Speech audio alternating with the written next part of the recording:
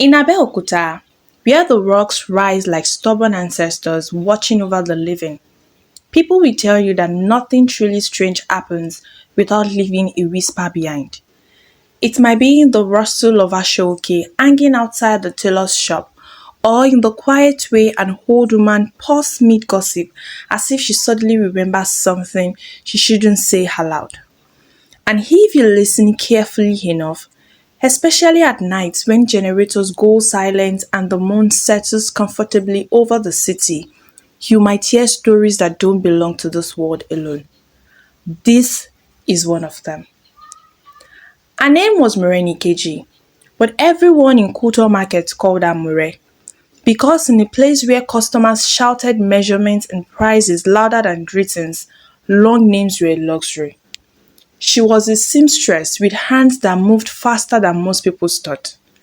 Give her a piece of Ankara and she would turn it into something that made women stand a little straighter when they walked past mirrors. But talent, as it often happens, did not always come in money. More lived in a single room behind her shop, the kind where the door creaked like it was tired of opening, and the window only allowed in more heat than breeze. Her sewing machine had a personality of its own. It would refuse to cooperate on days she desperately needed it, and then behave perfectly well when she had nothing to sew. Still, she managed.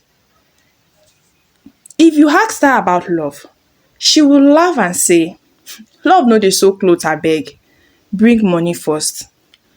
But the truth was softer than that. She had loved ones. A young man named Kunle who used to sit in her shop pretending to admire fabrics just so he could watch her work. He had promised her everything: marriage, a shop twice the size, a life where she wouldn't have to bargain over thread prices. Then one day, he disappeared into Lagos with another woman who had what he called better prospects. More didn't cry in public. She simply adjusted the hem of her life and kept stitching. So, when the proposal came, it did not feel like something meant for her. It arrived on a hot afternoon, the kind where even the flies seemed too tired to buzz. Three black SUVs rolled into the narrow streets, causing a small commotion. Children ran barefoot behind the vehicles, shouting. Women peeped from their shops, whispering guesses. Politicians? Oil money? Trouble? From the middle car stepped a man dressed in immaculate white agbada, his presence quiet but commanding. His name, the later learned, was Chief Adebayo, an emissary from a royal household no one in that part of Abeokuta had ever had dealings with. He walked straight into Moret's shop without removing his shoes, which alone told her he was not there to bargain. "You are Morenikeji, the daughter of late Adisa?" he asked. She wiped her hands on her wrapper, her brows knitting. "Yes, I am." He nodded slowly as if confirming something only you understood. "You have been chosen." If he had said she had won a lottery, it would have made more sense. "Chosen for what, sir?" "To be a bride." Now, Kuto Market has seen many strange things. Fake fabrics sold as original, women fighting over customers. Even a goat once wandered into a boutique and refused to leave. But nothing quite like this. More blinked. Bride care. For who? For Prince Adetunji of the Adeyemi lineage. The name landed like a stone in still water. Even those who pretended not to know whispered it with a mix of curiosity and caution. The Adeyemi family was wealthy beyond explanation. Their estate hidden somewhere between Abeokuta and Ibadan. Their affairs mostly private. And the prince, well, most people said many things about him. None of them clear. "I think you have the wrong person. Me, I just so close so I don't even know this prince." Chief Adebayo's gaze softened, but only slightly. "It is not a mistake. Preparation will begin immediately." There was no dramatic begging, no elaborate convincing, just quiet certainty, And somehow, that unsettled her more than anything else. Within days, her life was no longer hers. Her small shop was closed, her belongings packed, and she was moved into a house so large she felt like a visitor in every room. Women who she had never met began measuring her for clothes she could not afford to imagine.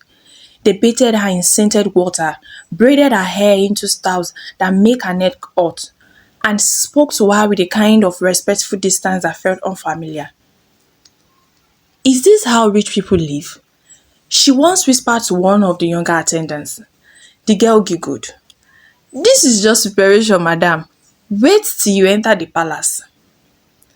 The wedding itself was quiet, almost too quiet for something so grand. No loud music, no crowds of curious onlookers, just a carefully controlled ceremony attended by people who spoke in low tones and smiled without showing too much. And the prince? She saw him properly for the first time when he lifted her veil. Adetunji was not what she expected. He was younger than she thought. His face calm, almost too calm, like someone who had practiced stillness.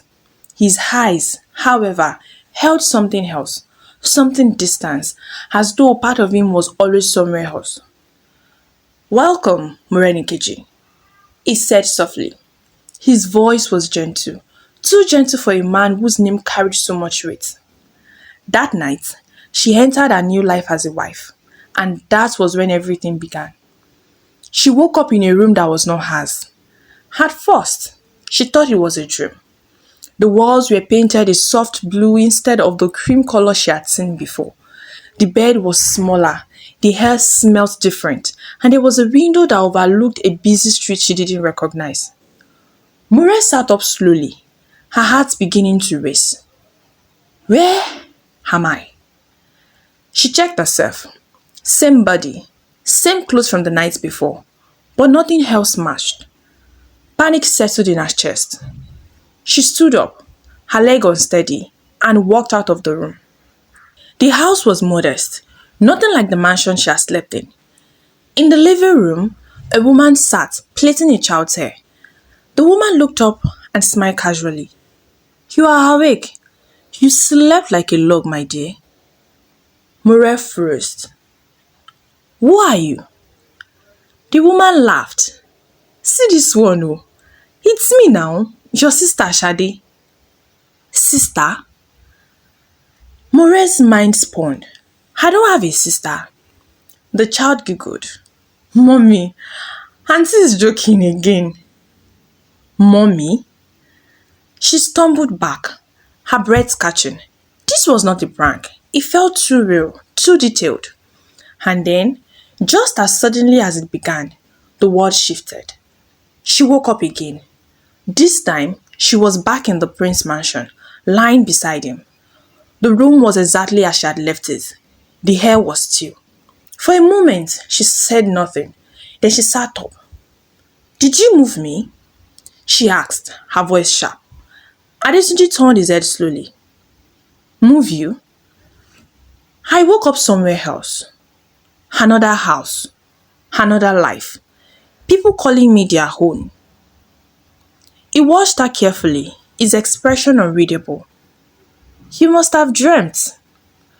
But Mure knew the difference between dreams and something else entirely. The next night, it happened again and again.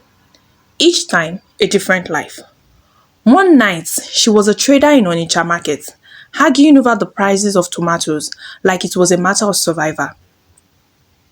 Another night, she was a teacher in a quiet village in Osun State, writing on a chalkboard while children recited after her. Another time, she woke up as a heavily pregnant woman in a house filled with laughter and chaos. Each life felt complete, real, as though she has always been there. And every morning, she returned to the prince's bed. Sleep became something she feared. Something is wrong. She told Adetunji one evening, her voice trembling. This is not ordinary. He didn't deny it this time. Instead, he sighed. A long, tired sound that seems to carry years inside it. My family has a history. A covenant made long before we were born. It began slowly. What kind of covenant? One that requires a bride, but not just any bride. A vessel. Murray stared at him, anger rising. So I am what? A container, something you picked from the market. His voice tightened. It was not meant to harm you, but it is harming me, she snapped. I don't even know who I am when I sleep anymore. Adetunji looked at her then, really looked, and for the first time she saw guilt in his eyes. The women before you, they did not last, he said quietly. And me? She asked. He didn't answer. That was answer enough. Moray realized that this was not just a strange marriage. It was a trap wrapped in silk and gold.